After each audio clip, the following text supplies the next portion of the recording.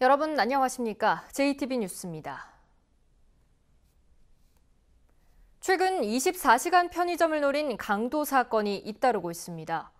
주로 종업원 혼자 근무하는 늦은 밤이나 새벽 시간을 노리고 있는데 방범 대책은 무용지물입니다. 첫 소식 김진형 기자의 보도입니다. 한 남성이 흉기를 들고 편의점 직원을 위협합니다. 직원에게 금고를 열고 현금을 꺼내도록 시킵니다. 계산대에는 누르면 바로 경찰서에 신고가 접수되는 버튼이 있었지만 직원은 비상 버튼을 누를 수 없었습니다. 신고 못하게끔 해가지고 신고 나갔어. 그래갖고 저 도망갈 때까지 도망벨까지 바크까지 데리고 나갔어요. 도망가고 나서 바로 신고가 됐어요. 끊이지 않는 편의점 강도를 막기 위해 2007년부터 긴급 전화 신고 시스템이 도입됐습니다. 소화기를 7초 이상 들고 있으면 자동으로 112 신고센터와 연결되도록 한 겁니다. 일부 편의점 체인은 지난해부터 이른바 안심 편의점 시스템을 시행하고 있습니다. 위협이 있을 경우 상대방 모르게 원터치로 112 신고를 할 수 있는 버튼과 발밑 버튼이나 리모컨을 누르면 안전바가 내려와 직원과 손님 사이를 분리하는 안전가드 시스템 장치를 설치한 겁니다.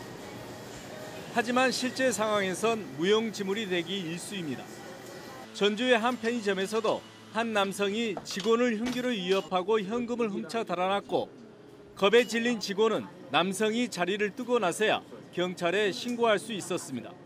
많이 무너졌기 때문에 이게 안 되기 때문에 이게 강도가 들었는데 2차전 나한테는 도망가고 괜찮은데 한개 상황을 맞춰달라고 하면은 방범 시스템을 갖추지 못한 편의점도 있습니다. 누르는 비상벨이나 이런 게 있나요? 저희는 아직 설치가 안 돼 있거든요. 늦은 시간까지 운영되는 곳인 만큼 편의점에 대한 실효성 있는 안전 대책을 마련하고 확대 적용해야 한다는 목소리가 커지고 있습니다. JTB 뉴스 김진영입니다. 어제 새벽 시간당 70mm의 비가 내리면서 전주의 한 마을에서는 축대가 무너져 주민들이 대피하는 소동이 벌어졌습니다. 축대에 금이 간 것을 발견한 주민들이 몇 년 전부터 신고를 했지만 예방 대책은 없었습니다. 주혜인 기자입니다. 경사면을 따라 돌덩이와 나무들이 널브러져 있습니다. 주변을 두르고 있던 울타리도 끊어져 버렸습니다. 밤사이 시간당 70mm의 폭우로 집안이 무너져 내리면서 높이 20m의 축대가 붕괴된 겁니다. 인명피해는 없었지만 인근 주민 6명은 주민센터로 대피했습니다. 바닥에는 마냥 우렁팡팡 소리가 나는 막 집으로 못이 다 무너졌으니까요. 주민들은 20여 년 전에도 붕괴 사고가 있었고 몇 해 전 축대에 금이가 있는 걸 발견해 주민센터에 신고했지만 아무 조치도 없었다고 말합니다. 무상질 전혀 안 되는 다른 건 그럴 것부터 괜찮았죠. 금 와서 이거 와서 합의를 해라. 전주시는 한 달 전에야 인근 사찰의 신고로 문제를 알게 됐지만 집안 위에 천막을 덮어놓은 게 전부였습니다. 옆마을에서는 지난달 태풍으로 나무가 쓰러져 주택을 덮치기도 했습니다. 주민들이 먼저 신고에 대해서 많이 알고 있어요. 건너 현장을 돌고 있어도 주민들이 한계가 있으니까. 재해 위험지구가 아니라는 이유로 사각지대로 방치되고 있는 곳은 없는지 자치단체의 면밀한 점검이 요구되고 있습니다. JTB 뉴스 주혜인입니다. 하나둘 사라지고 있는 근대문화유산의 보존 방안을 모색하는 연속 보도. 오늘은 정비사업이라는 미명하에 옛 건물을 철거하는 자치단체의 실태를 취재했습니다. 하원호 기자입니다. 기름진 호남평야 한복판에 자리 잡은 정읍 신태인의 용서마을. 일제강점기 일본인 지주 구마모토는 이곳에 대규모 농장을 만들고 쌀을 수탈했습니다. 아직도 이 마을엔 구마모토와 농장 간부들이 살았던 당시 건물들이 그대로 남아 있습니다. 마을 전체가 일제강점기 수탈의 역사를 증언하는 살아있는 박물관인 셈입니다. 그런데 당시 5동의 양곡 창고 가운데 유일하게 남아있던 창고가 최근 철거됐습니다. 행안부의 인구 감소 지역 지원 사업에 선정된 정읍시가 주민 공동 이용 시설을 짓겠다며 최근 쌀창고를 허물었기 때문입니다. 최대한 운영을 보존하면서 건축을 하려고 하는데 워낙 이제 낡아가지고 그것을 그대로 보존하면서 하기에는 위험성이 더 많기 때문에 이제 불가피하게 그것을 허물고. 쌀창고는 해방 직후 화호 중앙병원으로 쓰였고 70년대엔 화호여고 건물로 사용돼 역사적 가치가 매우 높은 건축물입니다. 정읍 씨는 주요 건축 자재를 다시 사용하겠다고 밝혔지만 나무 기둥은 빗속에 방치돼 있고 기와 역시 깨진 채 나뒹굴고 있습니다. 전문가들은 원래 건물이 갖고 있던 역사적 진정성이 사라졌다며 안타까워하고 있습니다. 일제강점기에 어떤 일이 어떻게 있었다 하는 거는 기록으로 책으로는 남아있을지 모르지만 눈으로 보는 거 이런 거에 있어서는 우리가 회복 불가능한 상태가 돼버린 거죠. 예로부터 교통과 상업의 중심지였던 임실 오수. 수십 년 전만 하더라도 오수장터엔 사람들로 발 디딜 틈이 없었습니다. 장을 고기 한 마리 사러 오면은 2시간, 3시간 걸려 아까 파출소 앞에 여기 들어와. 얼마나 사람이 많이 밀렸는가. 그런데 임실구는 최근 주거 환경을 개선한다며 오수 옛 시장터의 오래된 건물들을 대부분 철거했습니다. 일제강점기부터 근현대까지 옛 정취를 간직한 채 즐비하게 늘어서 있던 건물들이 주거환경 개선 사업이라는 명목하에 대부분 흔적도 없이 사라졌습니다. 오수 의견공원과 연계 색다른 관광자원으로 활용할 수도 있었지만 건물을 아예 없앤 겁니다. 문화자원을 지켜야 할 자치단체가 오히려 살아있는 역사의 흔적을 지우는데 앞장서고 있는 건 아닌지 진지한 고민이 필요합니다. JTB 뉴스 하원호입니다. 전북교육청이 1년 전 효력 무효 판결을 받은 학교 자치조례 제정을 다시 추진하고 있습니다. 진정한 교육 자치를 위해서는 학교 자치조례가 반드시 필요하다는 입장인데 교원단체의 반대도 만만치 않아서 논란이 커질 것으로 보입니다. 조창현 기자입니다. 전북교육청이 입법 예고한 학교 자치조례안입니다. 조례의 핵심은 각 교육 주체들이 학교 운영에 참여할 수 있는 권리를 보장한 것입니다. 학생회나 교사회 등 자치기구들이 설치 운영될 수 있는 법적 근거를 마련했고 교무회의의 위상을 강화해 심의 결과를 학교장이 수용하도록 했습니다. 교육청 자체도 일단 슬림화하고 떨어낼 건 떨어내버리고 그래서 학교가 가볍게 하자는 거죠. 가볍게 하면 스스로 하도록 하는 거죠. 그게 학교 자치조례로 정점을 찍는 거고. 그런데 학교 자치조례는 지난해 1월 대법원에서 효력 무효 판결을 받은 적이 있습니다. 도의회를 통과한 조례에 대해 교육부가 무효 소송을 진행했고 대법원이 교육부의 손을 들어준 것입니다.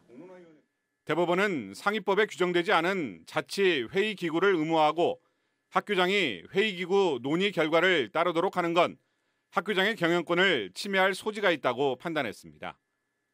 전북교육청은 문제가 될 수 있는 조항들을 고쳐 또다시 학교 자치 조례를 입법 예고했는데 교원단체가 강하게 반발하고 있습니다. 현재도 비슷한 자치기구가 운영되고 있고 앞으로 교무회의가 사실상 학교 운영에 전권을 갖게 돼 논란과 갈등의 여지가 많다는 이유에서입니다. 지금까지 그런 자치나 교무회의나 이런 것들이 없었냐면 있었어요. 강제 조항을 넣어가지고 어떤 통제하고 억압해서 이런 것들을 꼭 해야 되는가. 이런 문제가 심각하다 그런 문제죠. 교원단체는 학교 자치조례 재추진에 앞서 공청회 등 최소한의 의견 수렴 과정도 없었다고 주장하고 있어 조례 제정권자인 도의회가 어떤 결론을 내릴지도 주목됩니다. JTB 뉴스 조창인입니다. 올해 말 국가 사무를 지방으로 이양하는 것을 앞두고 일부 단체의 반발이 커지고 있습니다. 정부가 자치단체에 업무만 넘긴 채 예산과 인력을 충분히 주지 않을 거라는 우려 때문입니다. 김철 기자입니다. 호원대 창업보육센터에서 미끄럼 방지 자연석을 개발하는 벤처 기업입니다. 올 연말 국가사무 518개가 지방으로 이양되면 창업보육 지원 업무도 국가에서 자치단체로 넘어옵니다. 업체는 전북의 예산과 인력이 부족해 차별을 받진 않을까 우려하고 있습니다. 저는 굉장히 우려를 많이 하고 있습니다. 뭐 경기도나 서울이나 이런 데는 지역적인 기반이 아주 좋잖아요. 예산도 좋고 기술력도 주변에 많이 있는 좋은 회사들이 많이 포진하고 있는데 전라북도는 약하거든요. 전국 대학의 창업보육센터 회장들이 모여 긴급 대책 회의를 열고 있습니다. 이들은 창업의 업무까지 지방으로 넘기면 일자리 창출이 쉽지 않을 거라며 창업 업무를 국가 사무로 남겨둬야 한다고 주장합니다. 대학의 그 대학생 창업 같은 경우도 지방 분권에서 지자체가 관리하기는 쉽지 않은 내용들입니다. 중앙정부가 모든 창업을 관리하고 조성하고 운영하는 것이 맞다고 생각이 듭니다. 국회 산자위 조배숙 의원은 창업 업무를 지방에 맡기면 벤처기업들이 주로 수도권에 몰리면서 지역 균형 발전을 가로막을 수도 있다고 지적했습니다. 인력과 재정이 충분한 데는 어느 정도 하겠지만 그것이 열악한 데는 굉장히 힘들 겁니다. 그렇게 될 때 이 창업, 스타트업 기업들이 아마 이 여건이 좋은 수도권 이런 지자체로 집중되게 될 것입니다.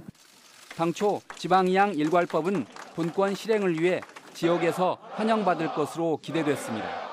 그러나 정부가 예산과 인력을 충분히 넘겨주지 않을 거라는 걱정 때문에 오히려 역효과가 우려되는 만큼 보완책 마련이 시급해졌습니다. JTB 뉴스 김철우입니다. 전주시가 전주역 주변 건물주와 적정 임대료를 유지키로 상생협약을 맺었습니다. 무주군이 전국 도매시장과 농산물 공급 업무 협약을 체결해 안정적인 판매처를 확보할 수 있게 됐습니다. 정윤성 기자입니다. 전주시와 전주역 맞은길 주변 건물주 임차인이 적정 임대료를 유지키로 하는 상생협약을 체결했습니다. 전주시는 도시재생 사업의 효과로 상권이 살아나면서 임차인이 막대한 임대료 부담을 이기지 못해 쫓겨나는 현상을 막을 수 있을 것으로 기대하고 있습니다.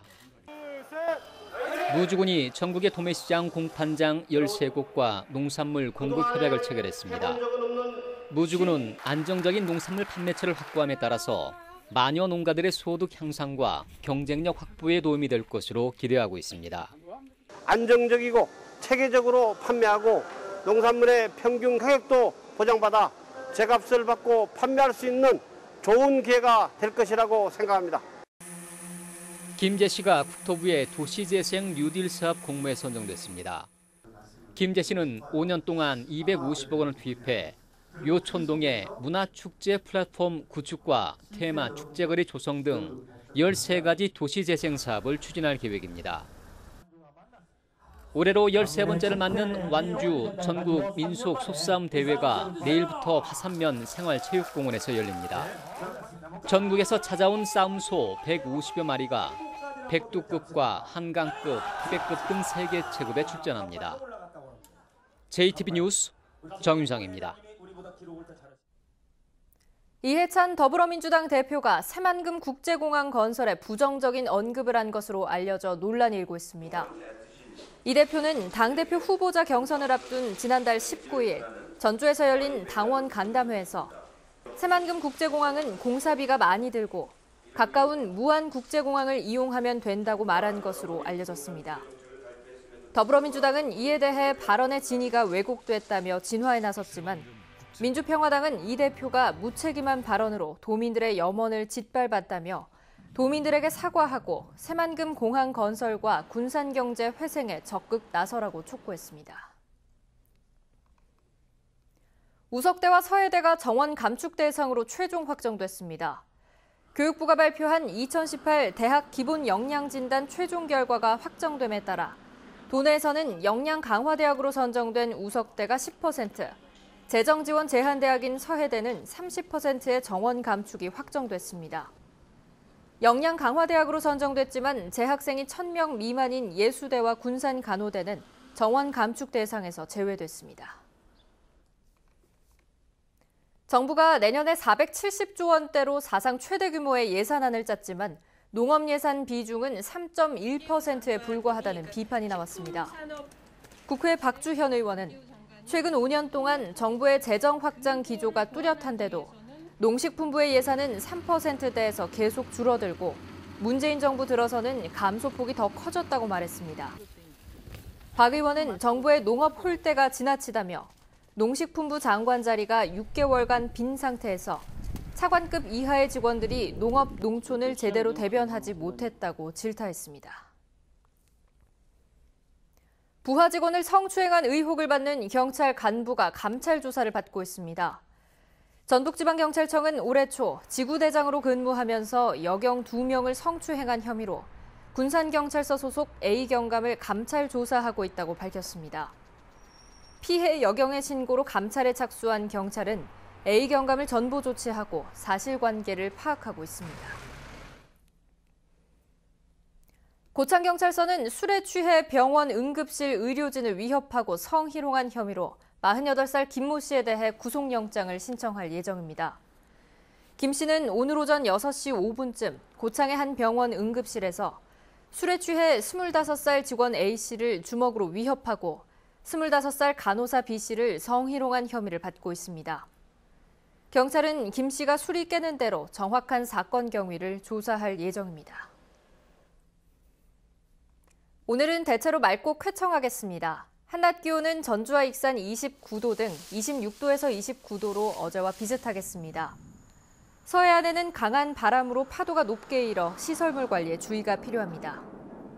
내일도 대체로 맑은 가운데 일교차는 10도 이상 벌어지겠습니다. 당분간은 비 소식 없이 대체로 맑겠고 낮 기온도 29도 안팎까지 오르는 늦더위가 이어지다 오는 금요일에는 비가 내릴 것으로 예상됩니다.